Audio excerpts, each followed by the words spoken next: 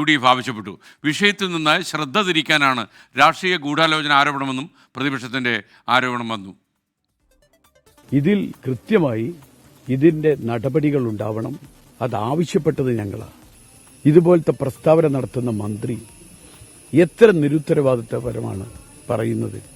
അതിന് മന്ത്രി മാപ്പ് പറയണം എന്നാണ് ഞങ്ങൾ ആവശ്യപ്പെടുന്നത്.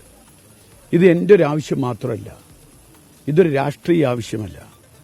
ഇതൊരു രാഷ്ട്രീയ പ്രശ്നമാക്കുന്നതിന് പകരം നിലമ്പൂരുകാരനെന്ന നിലയിൽ ഞാൻ പറയുന്നു, നിലമ്പൂരിന്റെ ഇത്തരം പ്രശ്നങ്ങൾ പരിഹരിച്ചേ മതിയാവൂ. ഒറ്റപ്പെട്ട സംഭവമൊന്നുമല്ലല്ലോ, ഇതൊരു നിത്യസംഭവമല്ലേ. ഇതിന് ഉത്തരവാദി ഭരിക്കുന്ന ഗവൺമെന്റ് അല്ലാതെ വേറെ ആരാണ്? വനം വകുപ്പിന്റെ ഒരു നിസ്സംഗതയും അതാണ് ഈ നാട്ടിൽ ചർച്ചയായിരിക്കുന്നത്. ഒരു പഞ്ചായത്ത് മെമ്പറെ പറ്റി പറഞ്ഞ് തലയിലിടാൻ നോക്കുന്നുണ്ട്, ഒരു മലപ്പുറം പറഞ്ഞ് അറ്റൻഷൻ ഡൈവേർട്ട് ചെയ്യാൻ നോക്കുന്നുണ്ട്. ഈ മലയോര മേഖലയിൽ കൃഷിക്കാരെ സംബന്ധിച്ചിടത്തോളം ഇന്ന് വന്നിരിക്കുന്ന ഏറ്റവും ഗൗരവമുള്ള ഒരു പ്രശ്നത്തിൻ്റെ ഒരു കണ്ണി. നിലമ്പൂരിലെ സ്ഥാനാർത്ഥികൾ ഉൾപ്പെടെയുള്ള രാഷ്ട്രീയ നേതാക്കളും അനന്തുവിന്റെ വീട്ടിലെത്തി. ബി ദിലീപ് കുമാർ തത്സമയം ശരിയാണ് നിലമ്പൂരിൽ നിന്ന്. ദിലീപ്, വിവരങ്ങൾ.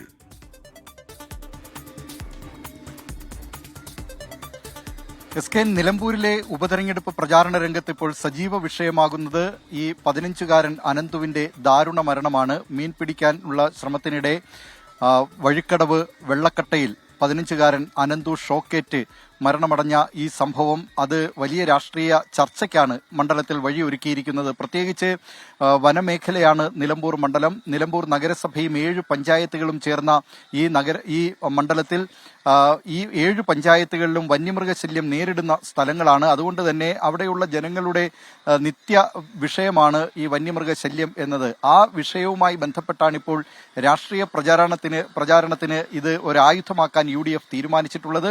കഴിഞ്ഞ ദിവസം തന്നെ UDFന്റെ നേതൃത്വത്തിൽ ഈ സംഭവം അറിഞ്ഞ ഉടൻ തന്നെ നിലമ്പൂർ ടൗണിലേക്ക് നേതാക്കളെത്തുന്നു, പ്രവർത്തകരെത്തുന്നു. പിന്നാലെ 1 മണിക്കൂറോളം സംസ്ഥാന പാത ഉപരോധിക്കുന്നു.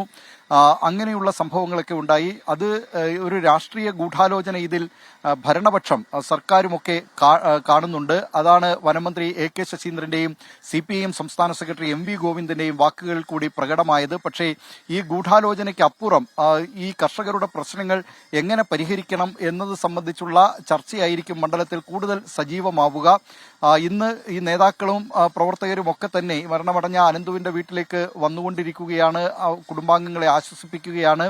അതേസമയം തന്നെ ഈ വിഷയം മണ്ഡലത്തിലുടനീളം സജീവ ചർച്ചയാക്കുന്നതിനാണ് UDF തീരുമാനിച്ചിട്ടുള്ളത്. എന്നാൽ രാഷ്ട്രീയ പ്രേരിതമായി ഈ വിഷയത്തെ ഉപയോഗിക്കുകയാണ്. വസ്തുതകൾ ബോധ്യപ്പെട്ടിട്ടും അതിനുള്ള ശ്രമം പ്രതിപക്ഷത്തിന്റെ ഭാഗത്ത് നിന്നുണ്ടാകുന്നില്ല. മാത്രമല്ല, ഈ വഴിക്കടവ് വെള്ളക്കട്ട വാർഡ് മെമ്പർ, അദ്ദേഹം അവിടുത്തെ പഞ്ചായത്ത് വൈസ് പ്രസിഡന്റ് കൂടിയാണ്. അദ്ദേഹത്തിന് കൂടി ഇതിൽ പങ്കുണ്ടെന്ന തരത്തിൽ, അദ്ദേഹം UDF അംഗമാണ്, അദ്ദേഹത്തിന് കൂടി പങ്കുണ്ടെന്ന തരത്തിൽ CPIM സംസ്ഥാന സെക്രട്ടറി MV ഗോവിന്ദൻ പരാമർശിക്കുകയും ചെയ്തു. വിശദമായി ഫോൺ കോൾ പരിശോധന പോലീസ് നടത്തണമെന്നും CPIM സംസ്ഥാന സെക്രട്ടറി ആവശ്യപ്പെട്ടിട്ടുണ്ട്. ഈ പഞ്ചായത്ത് വൈസ് പ്രസിഡന്റ് UDF സ്ഥാനാർത്ഥി ആര്യാടൻ ഷൌക്കത്തുമായി അടുത്ത ബന്ധമുള്ളയാളാണെന്ന ആരോപണം കൂടി CPIM സംസ്ഥാന സെക്രട്ടറിയുടെ ഭാഗത്ത് നിന്നുണ്ടായിട്ടുണ്ട്. ഏതായാലും ഈ വിഷയം തന്നെയാണ് ഇപ്പോൾ മണ്ഡലത്തിൽ സജീവ ചർച്ചയാകുന്നതും. SK ദിലീപ് കുമാറാണ് വിവരങ്ങൾ നൽകുന്നത്.